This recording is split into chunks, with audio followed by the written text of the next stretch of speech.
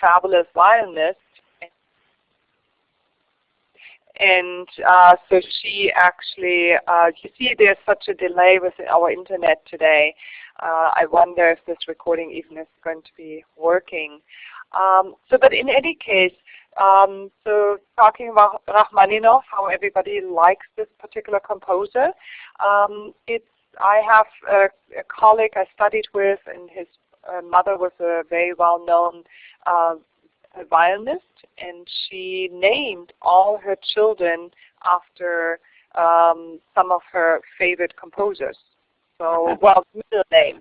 So my friend is Alexander Sergei, and so it's so they all have that middle name, and they all pretty much became all artists. So one is a violinist too, one is a pianist, one is a guitarist. So, but let's see what I can tell you about this composer. There's one particular work which I think you would enjoy very much of listening to. Oops, and I forgot that I have to load the music from the other computer, because now the internet. Let me first tell you a little bit more about this composer, and then I load some music. So he was born in, look, I already clicked on my slide and it hasn't moved on your end. Interesting. So yeah. We got a new slide. Yeah. Oh, okay. So, oh wow, and my end, I think it's also the internet here on campus today. So he was born, and there are two birthdays. You know, the mother was sure when he was born. That's not the problem. But Russian has a different calendar, and that's why there's either March 1st, 20th, or April 1st. So depending if you use the Western calendar or the Russian calendar. And so he was born into a lower aristocracy family. They were at the beginning, when he was born, actually well-to-do. There were 4 children. He, of course, as an aristocrat, learned how to play piano early on, got good teachers who taught him very well. So one was Anna Onatskaya at the St. Petersburg Conservatory. And but really with time, things changed very drastically for this composer. So the father was not very good in managing the estate, and they had several different pieces of land and estates, but little by little he had to sell them off just to survive life and to provide for his family. And finally they had to sell off the last property where Rachmaninoff grew up, and they had to move to a small apartment in St. Petersburg. That was not only the financial situation was a big strain on the family dynamic, especially the relationship between the parents, but it was also that one of the sisters of Rachmaninoff died, and the mother blamed very much the father for this misfortune because of the poverty, and so this additional loss to the family was really that the father just abandoned the family. So he left. There was never an official divorce, but the mother was there with 3 little children. It seems like she was able to manage, and it was really interesting how despite all these circumstances, Rachmaninoff found his way towards music. And it really can be only explained by considering how amazing his talent must have been, because it was faraway relatives who were so impressed with him that they were urging the mother that Rachmaninoff, Sergei, had to really study music. So it was a cousin, and he was himself a musician and had somewhat great successes in those days. And he was first teaching Rachmaninoff, Sergei, and then really forcing or pushing for Sergei to get an education, musical training at the conservatory. And that's where he studied from 1881 on. And then it was quite interesting that he learned so quickly, how it seems. And now I don't even see what we're supposed to see. Let me see on this computer. Oh, this one is working better. So he actually was, this we already talked about. Yeah. Oh, now this other second computer works better. So the early years, he really was lucky with his upbringing, and then with several other family musicians who pushed him towards music, he is accepted at the tender age of 9 at the St. Petersburg Conservatory. Usually he had to be much older, so age 9 was quite an amazing fact that he was even admitted. And it speaks for him to be a true protege child. And he starts to study with Nikolai Zverev. And in those days, it's still, the conservatory culture was not existing for a long time. So, and before conservatories were formed, people studied with particular teachers by moving in with them. And that's almost, I think, what happened here with Rachmaninoff. He often stayed with Nikolai because, of course, he was also looking for a father figure. And it's said that Rachmaninoff was quite lazy in those days, but he was really retrained by this gentleman, the teacher at the conservatory, Nikolai Zverev. And he is training him very well. And what they say about the abilities of Rachmaninoff is that he had an extraordinary memory. Anything he would ever play or hear, almost like what we understand about Mozart, he would memorize right away. Maybe he had trouble reading and it was easier for him to memorize. Maybe he had photographic memory, so where he literally in his mind is taking pictures of pages and then just reads them in his mind one after the other. So I'm not sure, but he's able to graduate very early, before the usual age, and he's receiving great honors and recognition for his beginning years. The first symphony then was premiered it was composed in 1895 and performed in 1897. The premiere, like we many times hear of great masterpieces, even this one, yes, it was also a complete fiasco. They blame, or well, not only Rachmaninoff, but there are, I think, contemporaries testifying to that fact, that the conductor Glazinov, who we know so well as a composer also of Russian music, that he was a drunk, he was not rehearsing well enough, and this work is kind of an unusual work. So really, maybe that all led to the disastrous premiere. But what was even worse than the fiasco in the premiere was that really Rachmaninoff took it so hard, and that he fell into depression for the next, for more than a year. And he completely stopped composing, and it was just an uncle and aunt who convinced him to go through hypnosis, and that's when he started again composing.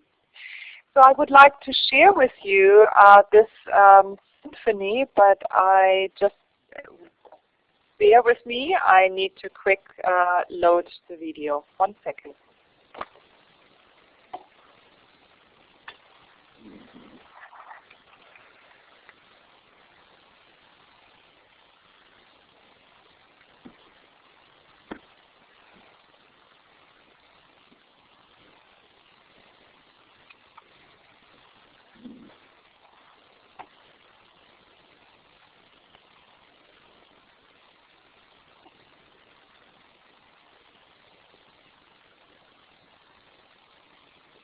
Here it is.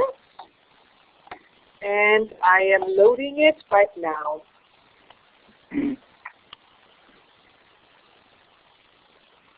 There you go.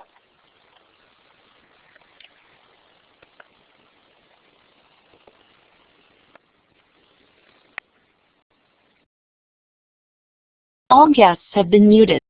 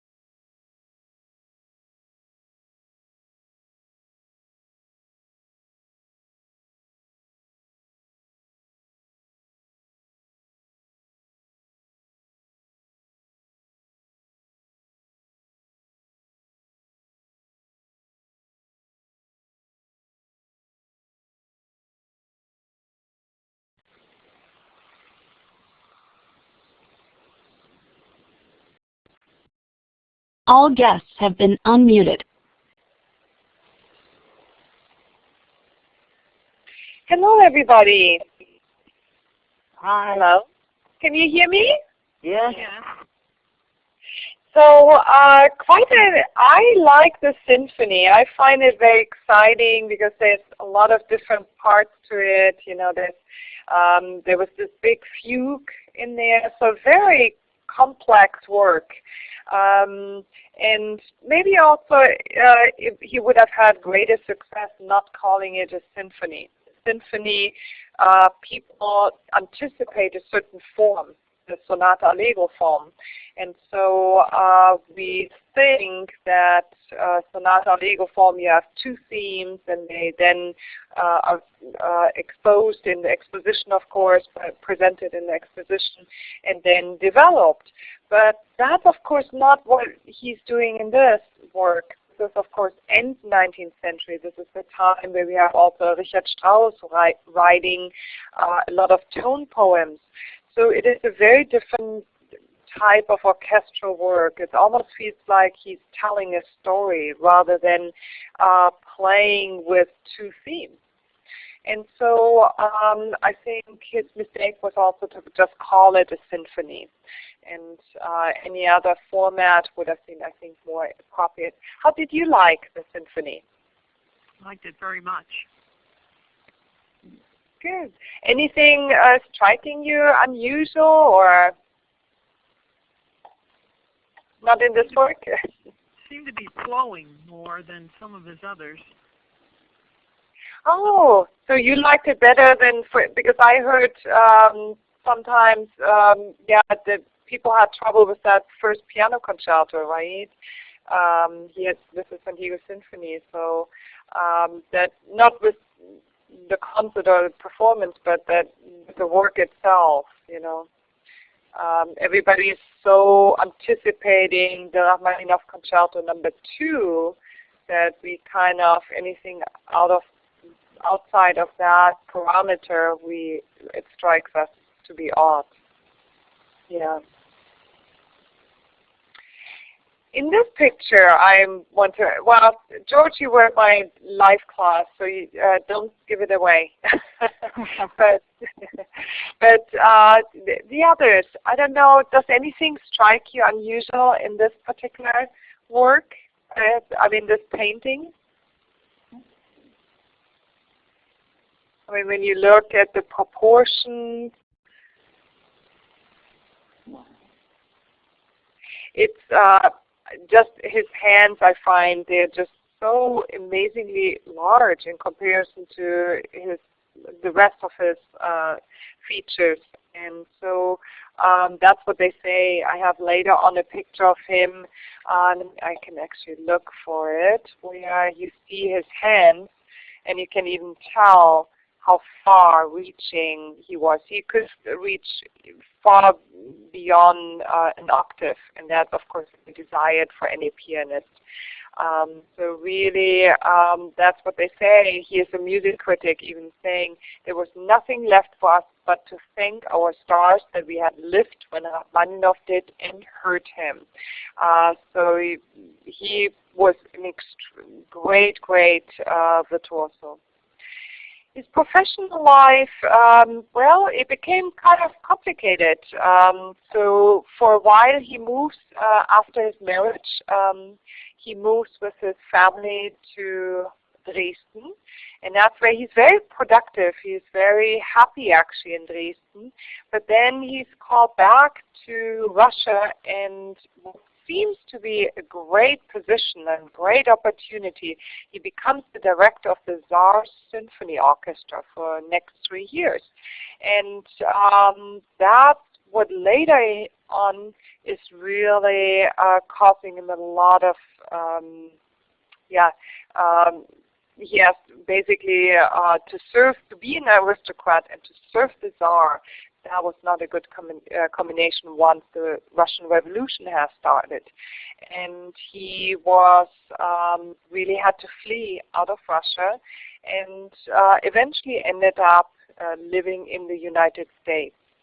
For him, like for many of the other Russians, it was extremely difficult time to be away from their home country because he was so rooted and inspired by his surroundings, and that had to be Russian, that he was really falling in very deep depressions. If you remember, he had earlier already some depressions, but he had regained a little bit his grip on life.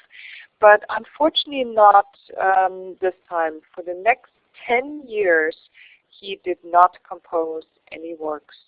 And it was really, it became financially, of course, a problem. And he had children by that time, and he had to start making a living. And that's when he launched his career as a pianist and as a conductor here in the United States. And when you look on YouTube, you can find a lot of different recordings where you can find him conducting or performing his own piano works. And that's, of course, always very exciting to listen to.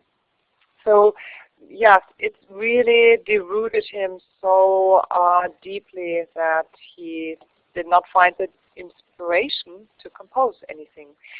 But of course, then one work we all love very much is his Rhapsody on a Theme by Paganini. And that was then one of his first next compositions. So before he immigrated, he wrote the second piano concerto, which is so famous.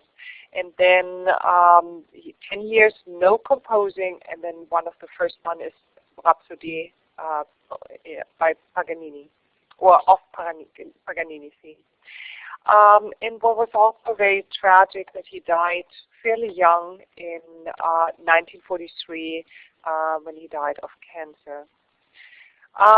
Why was he here in my slide? I'm saying he was controversy.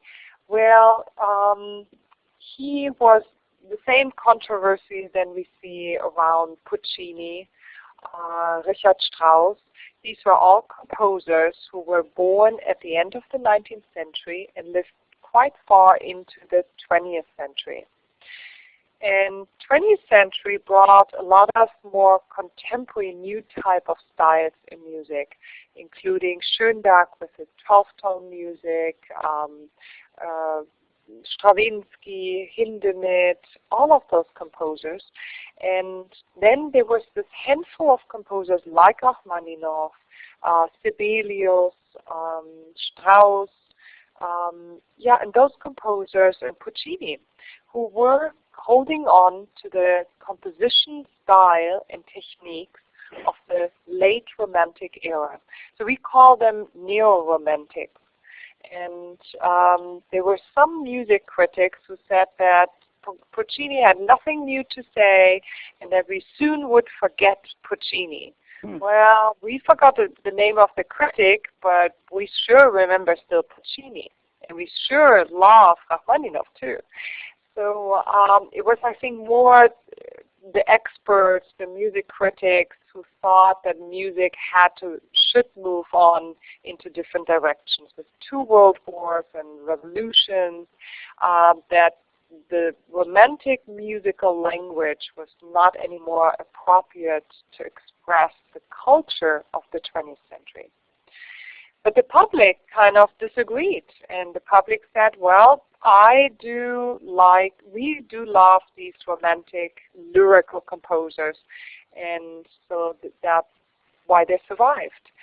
But that's maybe also what explains why some of the works are easier for us to listen to than others. Like Laura said, the Symphony No. 1 was actually made sense to us. The third symphony, again, that's a little bit different. The third piano concerto is also very different. So that's why you see this composer trying to find a middle way. He doesn't want to get rid of all the rules of harmony, so he stays always tonal, how we say. He never becomes atonal. But nevertheless, he is doing some experimenting And those are the works where you today kind of find, oh, it's more difficult to listen to. Not everything is like his piano concerto. Yeah, these are all just slides. Let me see here. Other pictures of him performing. So many people, I came across people who have heard him live in concert when they were children. And so he continued concertizing until the 1930s, 40s. Yeah, and so he really had reinvented himself overnight just to make a living. And so there's a lot of recordings out there made of his playing. And so you can just, and some of them are remastered. And so look on YouTube. You find a lot of these type of recordings like I just showed you here. Rachmaninoff playing even Chopin. But most exciting it is to hear Rachmaninoff playing his own works.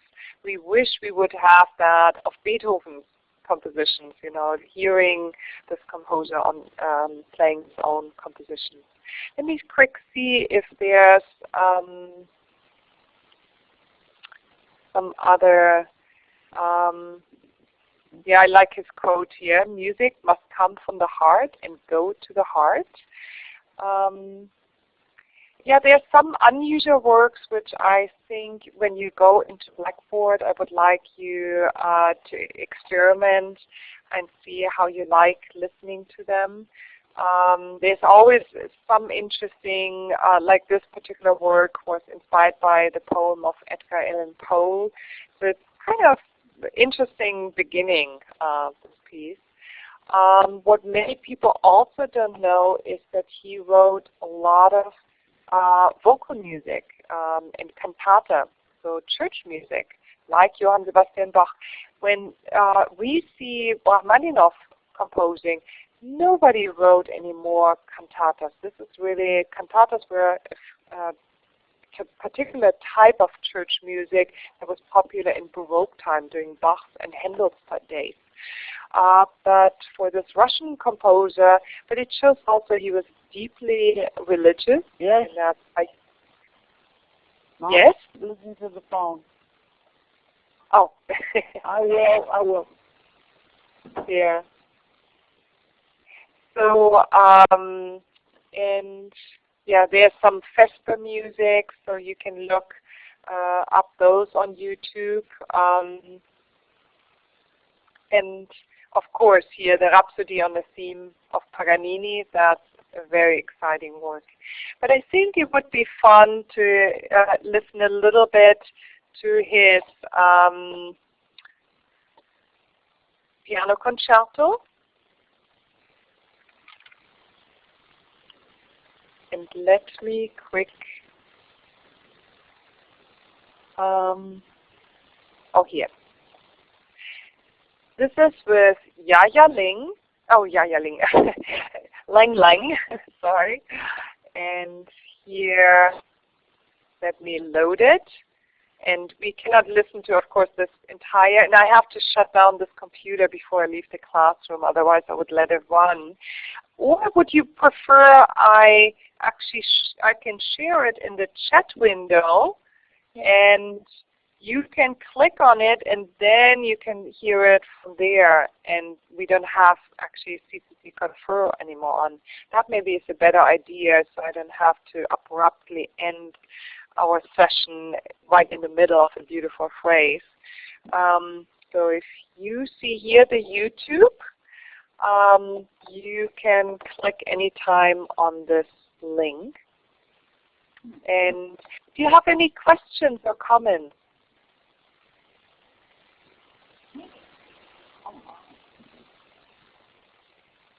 No?